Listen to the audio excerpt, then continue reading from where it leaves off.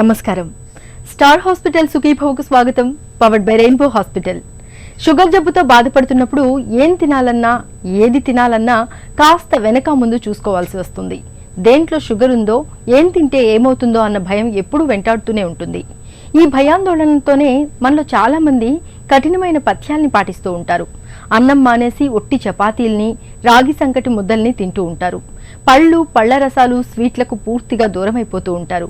అసలు షుగర్ జబ్బు ఉన్నప్పుడు ఏం తినొచ్చు, ఏం తినకూడదు, రోజువారీ ఆహారపు అలవాట్లు ఎలా ఉండాలి మొదలైన వివరాల గురించి ఇప్పుడు తెలుసుకుందాం.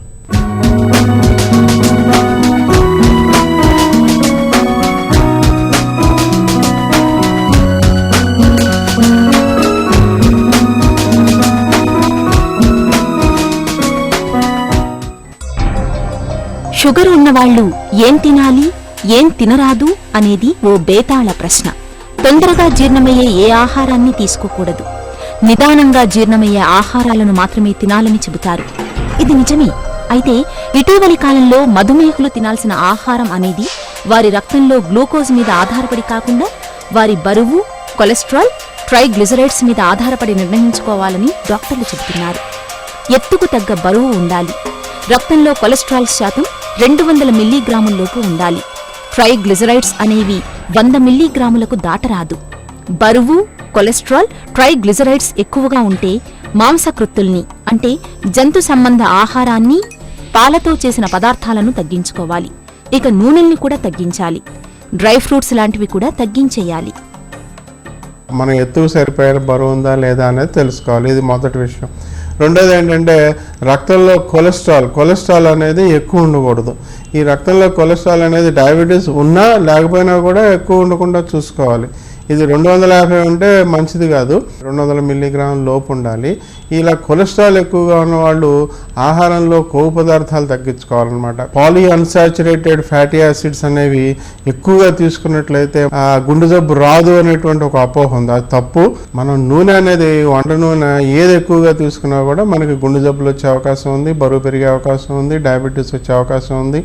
కాబట్టి కొవ్వు పదార్థాలను తగ్గించుకోవాలి. రక్తంలో ట్రైగ్లిజరైడ్స్ ఎక్కువగా ఉన్నట్లయితే వారు డయాబెటీస్ ఉన్నా లేకపోయినా కూడా మళ్ళీ దానికి కూడా కొవ్వు పదార్థాలే తగ్గించుకోవాలి. గింజలు ఎక్కువగా తీసుకున్నట్లయితే డయాబెటీస్ రాదనేటువంటి ఒక అపోహ ఉంది. అది తప్పు. వీటన్నిటిలో కూడా 80% కొవ్వు పదార్థం ఉంటుంది. అంటే జీడిపప్పు, బాదం పప్పు లాంటి పప్పులన్నింటిలోనూ 80% కొవ్వు పదార్థం ఉంటుంది. కాబట్టి అది కూడా మంచిది కాదు. పచ్చడిలో వాడేటువంటి నూనెలు ఇవన్నీ కూడా కొవ్వు పదార్థాల కిందే లెక్క. ఇవన్నీ తగ్గించుకున్నట్లయితే ట్రైగ్లిజరైడ్స్ తగ్గుతాయి.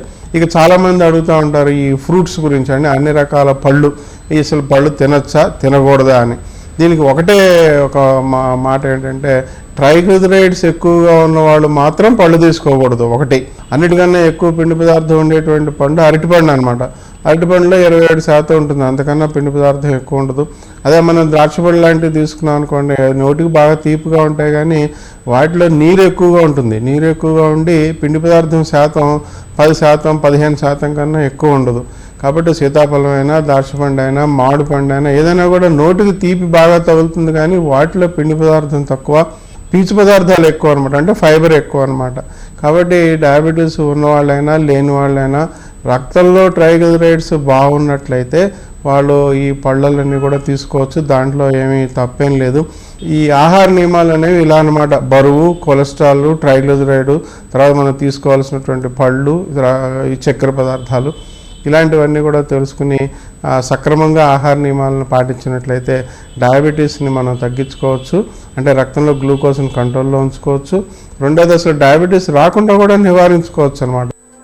షుగర్ ఉన్నవాళ్లు పళ్ళు తినొచ్చా తినరాదా అనేది కూడా ఓ $1 మిలియన్ ప్రశ్న. పళ్ళు తీయగా ఉంటాయి కాబట్టి పళ్ళు తింటే గ్లూకోజ్ లెవెల్స్ పెరిగిపోతాయని అనుకుంటారు. నిజానికి పళ్లల్లో నీటి శాతం ఎక్కువగా ఉంటుందే కానీ పిండి పదార్థాల శాతం తక్కువగా ఉంటుంది. రక్తంలో ట్రైగ్లిజరైడ్స్ నియంత్రణలో ఉంటే రోజుకో 2 పళ్ళు చొప్పున భేషుగ్గా తినొచ్చని డాక్టర్లు భరోసా ఇస్తున్నారు. ఇక కాఫీ, టీలు తాగొచ్చా, అందులో చక్కెర వేసుకోవచ్చా అన్నది కూడా విపరీతంగా ఇబ్బంది పెట్టే ప్రశ్న. ఒక చెంచా చక్కెరలో కేవలం 20 క్యాలరీల గ్లూకోజ్ మాత్రమే ఉంటుంది.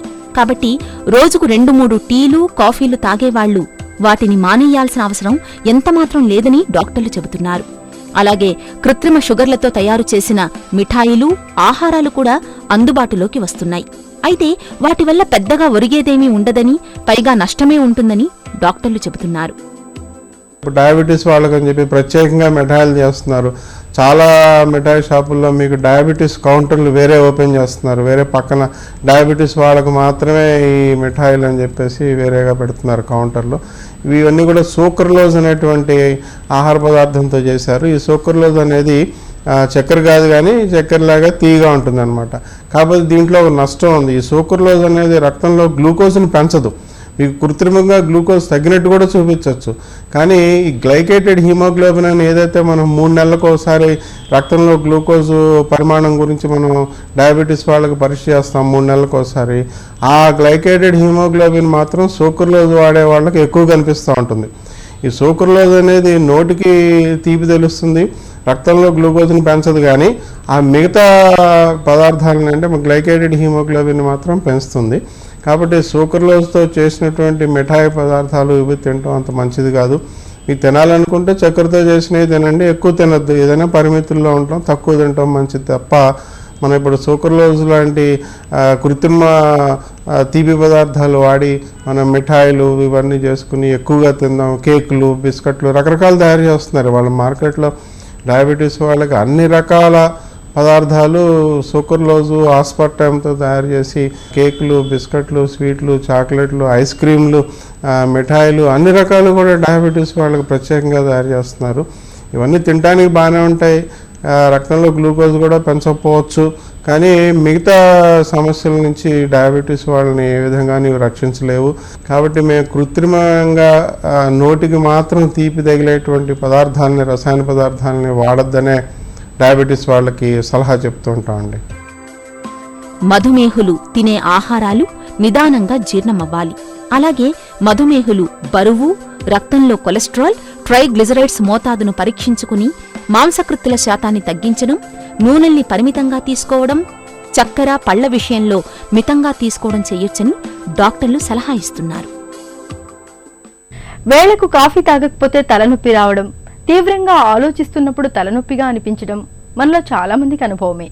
ఇక మైగ్రేన్ నొప్పి గురించి అయితే చెప్పాల్సిన పని లేదు. తలపై సమ్మెట పోటులా తలలో సూదులతో పొడుస్తున్నట్లుగా వేధిస్తుంది. మనలో కొంతమందికి మామూలు తలనొప్పితో పాటు అప్పుడప్పుడు మైగ్రేన్ బాధలు కూడా కనిపిస్తూ ఉంటాయి. డాక్టర్లు వీటిని ప్రైమరీ హెడేక్స్ గా పిలుస్తారు. ప్రైమరీ హెడేక్స్ గురించి ఇప్పుడు తెలుసుకుందాం. జనరల్గా ప్రైమరీ హెడేక్స్ అనేది ముఖ్యంగా 3 రకాలు ఉంటుందండి. మైగ్రేన్ హెడేక్, టెన్షన్ హెడేక్, అట్లాగే క్లస్టర్ హెడేక్. వీటిల్లో ప్రైమరీ హెడేక్స్ జనరల్గా ఎక్కువ కాలం నుంచి ఉంటుంది, నిదానంగా ఉంటుంది తలనొప్పి, మధ్యలో ఒక్కోసారి ఎక్కువ అవ్వచ్చు అన్నమాట. సో దీంట్లో ఈ 3 రకాల తలనొప్పుల్లో టెన్షన్ హెడేక్, కామన్ హెడేక్, తర్వాత మైగ్రేన్, తర్వాత క్లస్టర్ హెడేక్. మూడిట్లోనూ కామన్గా చేయాల్సింది లైఫ్ స్టైల్ మోడిఫికేషన్. అంటే నిద్ర సరిగ్గా పోవటం, టైంకి భోజనం చేయటం, సరిగ్గా వ్యాయామం చేయటం కూడా మూడింటికి కామన్. ఈ మైగ్రేన్ హెడేక్ మాత్రం కొద్దిమందికి ఏంటంటే ఫ్యామిలీస్లో రన్ అవుతూ ఉంటుంది కాబట్టి వాళ్ళకి ఎక్కువ సార్లు వస్తూ ఉంటుంది టెన్షన్ హెడేక్. సో వీళ్ళు చేయాల్సింది ఏంటంటే కనుక ఎందుకు వస్తుంది అనే కారణం కనుక్కొని దాన్ని అవాయిడ్ చేయాలి. ఉదాహరణకి మైగ్రేన్ హెడేక్ ఉండే వాళ్ళలో కొన్ని స్మెల్స్ పడదు, అట్లాగే లైట్ ఇంకా చూసిన శబ్దాలు ఎక్కువ వచ్చిన వాళ్ళకి ఈ తలనొప్పి వచ్చే ఎక్కువ అవకాశం ఉంటుంది. కాబట్టి దీన్ని ఈ దేని వలన వస్తుందో చూసుకొని దాని యొక్క విధానంగా మనం లైఫ్ స్టైల్ మార్చుకోవాలి. అట్లాగే టెన్షన్ హెడేక్కి కొద్దిమంది కంటిన్యూస్గా వర్క్ చేసి బాగా స్ట్రెస్లో, ఒత్తిడిలో ఉన్నప్పుడు రిలాక్స్ అవ్వటం చేయాలి. రిలాక్స్ అవ్వటంతో పాటు మన బాడీ పొజిషన్స్ కూడా ఇంపార్టెంట్. ఎందుకంటే మనం కూర్చునే పోస్చర్ కాడి నుంచి స్ట్రెస్లో వర్క్ చేసినప్పుడు అది రిఫ్లెక్ట్ అయ్యి దాని మూలన కూడా తలనొప్పులు రావచ్చు. అందుకని మనం ఆ లైఫ్ స్టైల్ మోడిఫికేషన్ అక్కడ కూడా ఇంపార్టెంట్. అలాగే క్లస్టర్ హెడేక్లో జనరల్గా స్మోకింగ్, ఆల్కహాల్ మూలాన ఈ క్లస్టర్ హెడేక్ ఉండే వాళ్ళల్లో ఈ హెడేక్ ఎక్కువగా వచ్చే అవకాశం ఉంటుంది. సో ఈ విధంగా ప్రైమరీ హెడేక్స్ వాళ్ళు లైఫ్ స్టైల్ని మోడిఫై చేసుకొని దాన్ని బట్టి తర్వాత హెడేక్ వచ్చినప్పుడు వాళ్ళకి ఏ పెయిన్ కిల్లర్తో తగ్గుతుందో దాన్ని కూడా ఎక్కువ కాకుండా తక్కువ కాకుండా సరిపడా మోతాదులో అవసరమైతే డాక్టర్ సలహా తీసుకుని దాన్ని బట్టి మెడిసిన్స్ ఎర్లీగా వేసుకుంటే కనుక అది ఎక్కువ కాలం ప్రొలాంగ్ అవ్వకుండా, అంటే ఒకసారి తలనొప్పి వచ్చిన తర్వాత 2-3 రోజులు సఫర్ అవ్వకుండా తొందరగా మనం దాన్ని కంట్రోల్ చేసుకోవచ్చు. అలాగే తరచూ తలనొప్పి వస్తున్నప్పుడు మన పిల్లలు చదువుకునేటప్పుడు ఆ టైం వేస్ట్ కాకుండా, అలాగే మన వర్కింగ్ డేస్ అది వేస్ట్ కాకుండా మనం సకాలంలో ఆ ప్రివెంటివ్ మెడికేషన్స్ కనుక తీసుకుంటుంటే, ఎక్కువ సార్లు వస్తుంటే తీసుకుంటే కనుక వీళ్ళకి హెడేక్ వచ్చే ఛాన్సెస్ని బాగా తగ్గించుకోవచ్చు. కణితులనేవి శరీరంలో ఎక్కడ పురుడు పోసుకున్నా మనకు కంగారే. జీవకణాలు క్రమం తప్పి అస్తవ్యస్తంగా పెరిగిపోతూ పుట్టలు పోసినట్లుగా పెరుగుతుంటే, అది కూడా కీలకమైన మెదడులో పెరుగుతుంటే ఇక ఆ భయానికి అంతే ఉండదు. ప్రాణాలను ప్రమాదంలో పడేసే మెదడులో కణితుల్ని కొన్ని అనుమానిత లక్షణాలు నిర్ధారణ పరీక్షల సాయంతో ముందుగానే ఎలా పసిగట్టొచ్చో ఇప్పుడు చూద్దాం. సాధారణంగా మెదడులో కణుతులు మెదడు లోపల కానీ మెదడు పైభాగాల్లో గానీ ఏర్పడుతుంటాయి. మెదడులో ఏ రకం కణితి పెరుగుతున్నా మనకు తలనొప్పి అనేది ఒక ప్రధాన లక్షణంగా కనిపిస్తుంటుంది. నెమ్మదిగా పెరిగే కణుతులైతే అవి బాగా పెద్దగా అయ్యే వరకు తలనొప్పి రాకపోవచ్చు. వేగంగా పెరిగేవైతే వెంటనే తలనొప్పి మొదలవుతుంది. అయితే తలనొప్పి అనేది జలుబులా సర్వసాధారణమైన సమస్య కాబట్టి ప్రతి తలనొప్పిని అనుమానించడం, అది కణితి వల్లనే వస్తోందని గుర్తించడం అంత తేలిక కాదు. కానీ మెదడులో కణుతుల మూలంగా వచ్చే తలనొప్పి వస్తూ తగ్గుతుంటుంది, కానీ పూర్తిగా తగ్గటం అన్నది ఉండదు. నిరంతరం కొంత నొప్పి ఉంటూనే ఉంటుంది. పైగా ఒకసారి కంటే మరోసారి నొప్పి తీవ్రత పెరుగుతుంటుంది. రోజంతా ఎప్పుడూ ఎంతో కొంత తలనొప్పి ఉండటం, క్రమేపీ తలనొప్పి తీవ్రత కూడా పెరుగుతున్నప్పుడు మెదడులో కణితులు ఉన్నట్లుగా అనుమానించాలి. తలనొప్పితో పాటు వాంతులు, చూపు తగ్గడం, ఫిట్స్, తెలివి తగ్గడం వంటి లక్షణాలు కూడా కనిపిస్తుంటాయి. ఈ అనుమానిత లక్షణాలు కనిపిస్తున్నప్పుడు వెంటనే సిటీ స్కాన్ చేయించాలి. సిటీ స్కాన్లో కణితి ఉంటే తెలియడంతో పాటు అది మెదడు లోపల ఉందా, బయట ఉందా అన్న వివరాలు కూడా తెలుస్తాయి. వీటిల్లో మళ్లీ 1, 2, 3, 4 అని గ్రేడులు ఉంటాయి. 1, 2 గ్రేడు కణితులున్న వారికి చికిత్సతో మంచి ఫలితం ఉంటుంది, ఆయుర్దాయము పెరుగుతుంది. ఇక గ్రేడ్ 3, 4 మాత్రం ప్రమాదకరమైనవి. వీటికి కీమోథెరపీ ఇస్తూ జీవనకాలాన్ని పొడిగించే అవకాశం ఉంది. శక్తికి మించి పని చేసినప్పుడు ఒళ్లంతా నొప్పులుగా అనిపించడం, కండరాలన్నీ నిస్సత్తువుగా ఉండడం మనందరికీ అనుభవమే. చాలినంత విశ్రాంతి తీసుకోవడం ద్వారా ఈ అలసట తగ్గి కండరాలన్నీ తిరిగి శక్తిని పుంజుకుంటాయి. అయితే కొంతమందిలో మాత్రం ఈ కండరాల్లో అలసట అనేది ఎంతకీ తగ్గని సమస్యగా ఉంటుంది. ముఖ్యంగా కంటి కండరాల్లో నిస్సత్తువ అనేది సమస్యగా ఉంటుంది. కనురెప్ప కిందకు వాలిపోయి కనిపిస్తూ ఉంటుంది. ఈ రకమైన కండరాల బలహీనతను డాక్టర్లు మయస్థీనియా గ్రావిస్ అని పిలుస్తారు. కండరాలు, నాడీ వ్యవస్థ మధ్య తలెత్తిన సమస్యల మూలంగా ఈ సమస్య కనిపిస్తూ ఉంటుంది. మయస్థీనియా గ్రావిస్ గురించిన పూర్తి వివరాల్ని డాక్టర్ని అడిగి ఇప్పుడు తెలుసుకుందాం.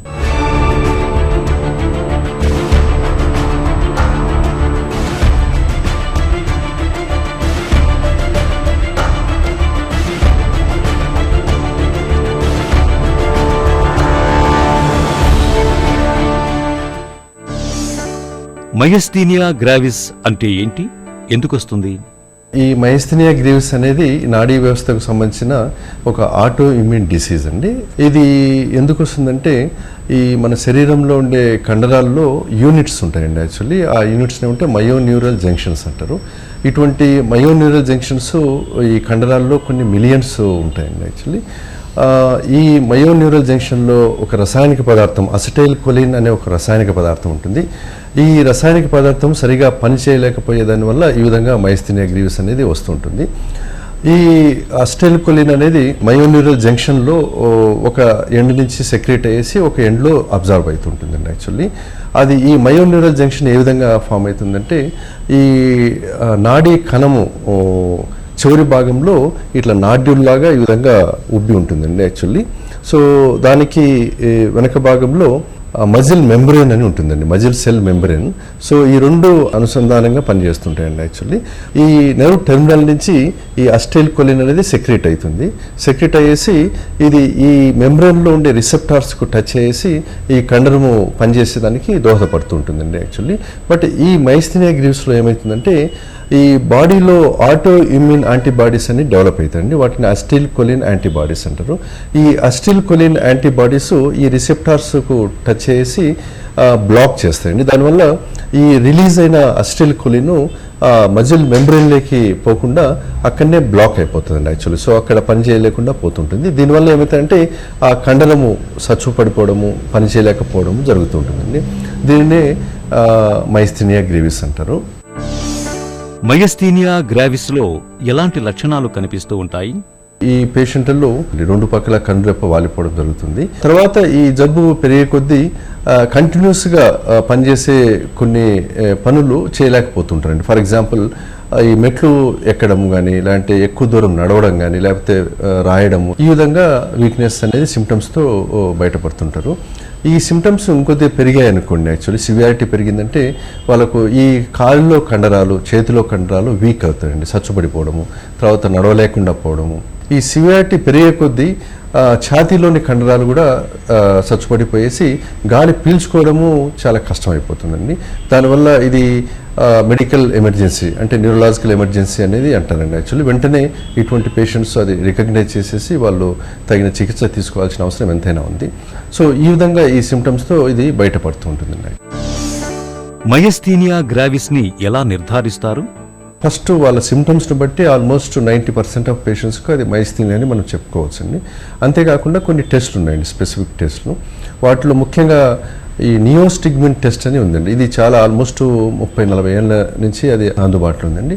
అటువంటి నియోస్టిగ్మిన్ అనే మందు ఇచ్చేదాని వల్ల వాళ్ళ సిమ్టమ్స్, ఫర్ ఎగ్జాంపుల్ ఈ టోసిస్, ఈ కనురెప్పలు పడిపోయిన కనురెప్పలు ఆ ఇంజెక్షన్ ఇచ్చిన వెంటనే అంటే ఒక వితిన్ 10 to 15 minutes కల్లా కనురెప్పలు ఇట్లా లేయడము, తర్వాత వాళ్ళకు పూర్తిగా వీక్గా ఉండే చేతులు కాళ్ళు వెంటనే వితిన్ 10 minutesలో అవి మళ్ళా పవర్ నార్మల్గా రావడం జరుగుతుంది. అంతేకాకుండా ఇంకోటి ఆర్ఎన్ఎస్ అంటే రిపీటెడ్ నర్వ్ స్టిమ్యులేషన్ టెస్ట్ అంటారు యాక్చువల్లీ. అది మన మామూలుగా స్మూత్ ఈ ఫేషియల్ మజిల్స్లో చేస్తుంటారండి యాక్చువల్లీ, ఎస్పెషల్లీ ఈ ఐ మజిల్స్ కానీ లేకపోతే ఈ చీక్ మజిల్స్లో చేస్తుంటారు.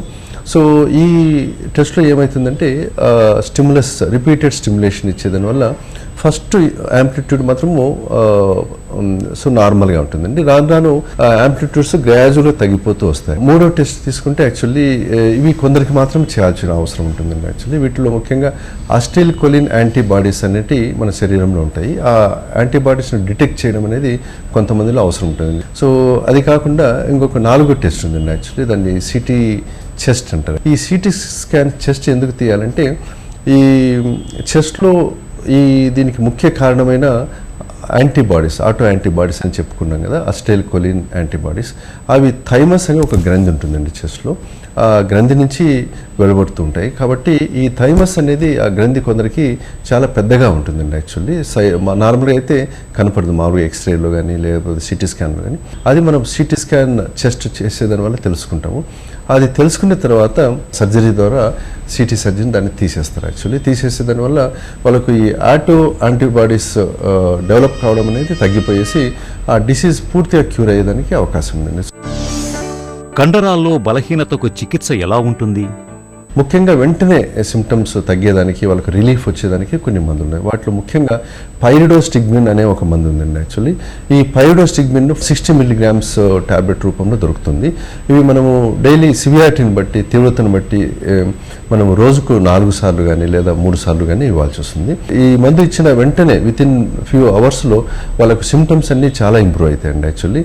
అంతేకాకుండా మళ్ళీ ఈ జబ్బు పూర్తిగా నిర్మూలన చేసేదానికి కొన్ని మందులు ఉన్నాయండి. వాటిలో ముఖ్యంగా పైరిడోస్టిగ్మిన్తో పాటు స్టిరాయిడ్స్ అని వాడాల్సి వస్తున్న అవసరం ఎంత. స్టిరాయిడ్స్లో ముఖ్యంగా ప్రెడ్నిసోలోన్ అనే మందును మనము స్టార్టింగ్లో 60 mg, తర్వాత ఒక 1 week తర్వాత 40 mg, దెన్ మళ్ళీ 1 week అంటే 3rd week నుంచి 20 mg, గ్రాడ్యువల్గా ఒక 3 weeks తర్వాత మనం అది స్లోగా స్టాప్ చేసేదానికి అవకాశం ఉంది.